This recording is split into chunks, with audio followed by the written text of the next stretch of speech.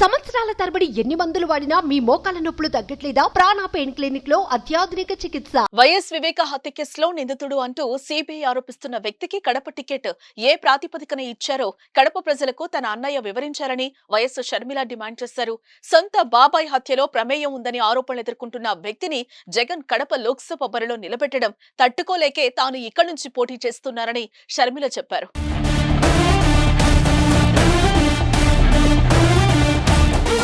కడప ప్రజలకు నిజం తెలియాలని, నిజం గెలవాలనే తాను పోరాడుతున్నానని వివరించారు. ఈ ఎన్నికలు ధర్మానికి డబ్బుకు మధ్య జరుగుతున్న ఎన్నికలని, న్యాయానికి నేరానికి మధ్య జరుగుతున్న ఎన్నికలని చెప్పారు.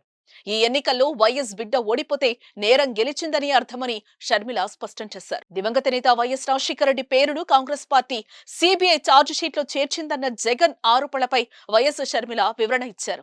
ఎఫ్ఐఆర్ లో కూడా వైఎస్ రాజశేఖర రెడ్డి పేరు లేకపోతే Sudhakar Reddy CBI court, high court, సుప్రీంకోర్టులో పిటిషన్ వేశాడని చెప్పారు.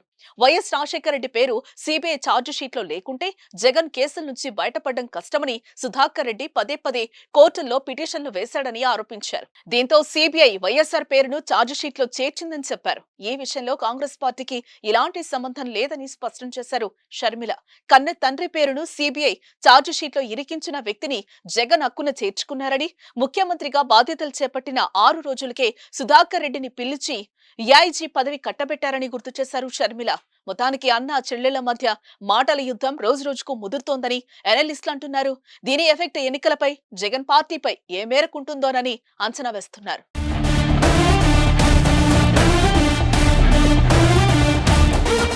సుమన్ టీవీలో మీ పర్సనల్ అండ్ బిజినెస్ ప్రమోషన్స్ కోసం కింది నెంబర్ కి కాంటాక్ట్ చేయండి.